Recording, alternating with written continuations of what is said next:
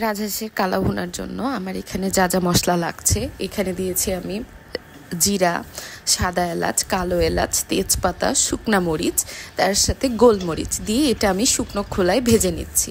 আর এখানে আমি আদা ছিলে নিচ্ছি। হাঁসের মাংসে কিন্তু আদা আর রসুনটা একটু বেশি লাগে। আমি এখানে একটা ছিলে নিচ্ছি, দেখে আপনারা ভেবে নিয়েন না যে আমি এখানে একটা দিয়েছি। আমি ভিডিওটা লং হয়ে যাবে, ওই জন্য ক্লিপগুলো ছোট করে নিয়েছি। আর এই যে পেঁয়াজ কেটে নিলাম। আর এখন শিলপাটায় ওই যে শুকনো খোলায় মশলাটা ভেজে নিয়েছিলাম শিলপাটায়, সেটা খুব সুন্দর করে বেটে নিব। আপনার অথেন্টিক রান্নার স্বাদ আনতে কিন্তু মাসলি শিলপাটা লাগবে। এই যে আমার মশলাটা কিন্তু শিলপাটায় বাটা হয়ে গিয়েছে। আর এইখানে আমি আদা, রসুন আর শুকনা মরিচটা শিলে পিষে নিব। শিলে পিষা ঝালের যে একটা মজা, এটা তো জাস্ট আমেজিং বলা যায়। আর এখানে আমি হাঁসের একটু তো লোমটম থাকতে পারে, ওইগুলো খুব সুন্দর করে একটা একটা করে দেখছিলাম। আমি একটু খুঁতখুঁতে, মানে 6 থেকে 7 বার 8 বার 9 বারও দেখা যায় আমি ক্লিন করি। আমি আমার প্রয়োজন মতো এখানে গোশ নিয়েছি, যে মানে আমি যেহেতু ডেলি বেসিসে রান্না করি, বাসিটা খেতে পারি না, ওই জন্য আমি আমার পরিমাণ মতো এখানে আমার যতটুকু লাগবে আমি ততটুকু হাঁসের মাংস নিয়ে নিয়েছি। আপনারা মনে রাখবেন হাঁসের মাংস কিন্তু বেশ কয়েকবার ধুতে হয়। আর যেহেতু প্রেশার কুকার আমার সময়তে একটু কালি হয় চুলার জন্য, আপনারা চাইলে একটু ছাই আর তার সাথে ভিমবার দিয়ে প্রেশার কুকারের গায়ে লেপে দিতে পারেন। আপনারা যদি প্রেশারে রান্না করতে না চান, খড়ির চুলাও কিন্তু মাখিয়ে রান্না করতে পারবেন আমার রেসিপি অনুযায়ী। যেহেতু আমার এলপিজি গ্যাস, তো সেই জন্য আমি প্রেশার কুকারে দিয়ে দিচ্ছি। এইখানে আমি দিয়ে দিলাম হাঁসের গোশ। প্রেশার কুকারটাতে কিন্তু আমি আগে খুব সুন্দর করে ছাই মাখিয়ে নিয়েছি। আর এই যে পেঁয়াজ, আর তার সাথে দেখতে পাচ্ছেন আদা, রসুন আর ওই যে শুকনা মরিচ বাটছিলাম, এই শুকনা মরিচ বাটাটা আর যে ভাজা মশলাটা, ওইটা কিন্তু এখন আমি ইনক্লুড করি নাই। আপনারা পুরো রেসিপিটি দেখতে থাকুন যে আমি কিভাবে খুব সহজ রেসিপিতে রাজহাঁসের কালাভুনা বানায়। আপনাকে আর নহাটাতে যেতে হবে না কালাভুনা খেতে। আর এই যে দেখুন এখানে আমি লবণ দিয়ে দিলাম।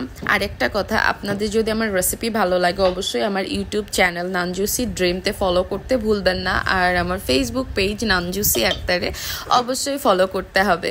এইখানে আমি হলুদ দিয়ে দিলাম, তার সাথে দিয়ে দিলাম শুকনা মরিচের গুঁড়া। শুকনা মরিচটা একটু বেশি লাগে। আর এই যে ভাজা মশলাটা যেটা দেখতে পাচ্ছেন, আমি এখানে ভাজা মশলাটা 1 চামচ দিয়েছি, বেশি দেই নাই। এটার কিন্তু আরও কাজ আছে, আপনারা ভিডিও দেখতে থাকুন, তাহলে অবশ্যই পুরো রেসিপিটি বুঝতে পারবেন। আপনারা ভিডিও টেনে দেখলে কিন্তু কোনো রেসিপি বুঝতে পারবেন না। এইখানে আমি খুন্তি দিয়ে খুব স্প্যাচুলা দিয়ে চেষ্টা করতেছি নাড়াচাড়া করার, বাট যেহেতু কলিজা দেখা যাচ্ছে রাজহাঁসের, তো কলিজাটা ঘেটে যাওয়ার একটা সম্ভাবনা থাকে। হ্যাঁ, ওই জন্য আমি খুব একটা বেশি নাড়াচাড়া করছিলাম না। সামান্য এখানে হাত ধোয়ার মতো পানি দিয়ে দিয়েছি। খুব বেশি পরিমাণ পানি দিতে যাবেন না, এতে কিন্তু হিতের বিপরীত হয়ে যাবে। আর এই যে আমি এখানে প্রেশার কুকারে সিটি দিয়ে দিয়েছি। আমি 4-5টা সিটি দিয়েছি। এই যে দেখেন কি সুন্দর একটা লুকস আসছে না? এটা কিন্তু রান্নার 50%ও ডান হয় নাই। হ্যাঁ, আর এইখানে আমি কড়াই তেল দিয়ে দিয়েছি। আমার বেগুন ভাজির তেল ছিল, ভাজাভুজির তেল দিয়ে কিন্তু এখানে আমি বেগুন ভাজির তেল দিয়ে পেঁয়াজ দিয়ে খুব সুন্দর করে এই যে প্রেশার কুকারে আমার যেই গোশটা সেদ্ধ করেছিলাম সেই গোশ আমি এর মধ্যে দিয়ে দিলাম।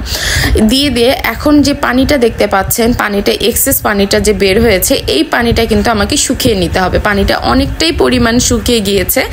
এখন এটা আমি খুব সুন্দর করে নেড়ে চেড়ে নিব। এখনও কিন্তু রান্নার কিচ্ছু হয় নাই, আপনারা ভেবে নিয়েন না যে এইখানে রান্না হয়ে গিয়েছে। একটা ভালো রান্না করতে কিন্তু অনেক পরিশ্রম করতে হয়, যেরকম আমি আমার পেজের জন্য করি। তো এই যে এখানে আমি আরও 1 চামচ মশলা দিয়ে দিলাম, আমার সেই ভাজা মশলাটা যেটা অথেন্টিক একদম রেসিপি, আমার রেসিপি নানজুসি রেসিপি, সেই ভাজা মশলাটা এখানে আমি আরেকটু দিয়ে দিলাম। দিয়ে এখন এটা আমি খুব সুন্দর করে নাড়াচাড়া করব।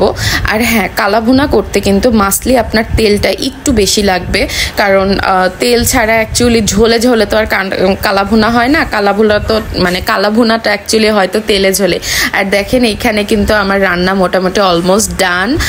আমি এখানে আরও কষাচ্ছিলাম। এই কষানোর সময় আমি আরেকটু আমার যে লেফট ওভার ভাজা মশলাটা রয়ে গিয়েছে ওইটা আমি পুরোটাই এখানে ঢেলে দিব। আর হ্যাঁ, রান্না করার সময় ভাত উঠাই দিতে ভুলবেন না, তা না হলে দেখা যাবে যে কালাভুনা রেডি হয়ে গিয়েছে কিন্তু ভাত রেডি হয় না। মাসলি ভাতটাও রান্না করে নিতে অবশ্যই নেবেন। আর এই যে আমার কালাভুনার ফাইনাল লুকস। রেসিপি ভালো লাগলে অবশ্যই আমাকে ফলো করবেন।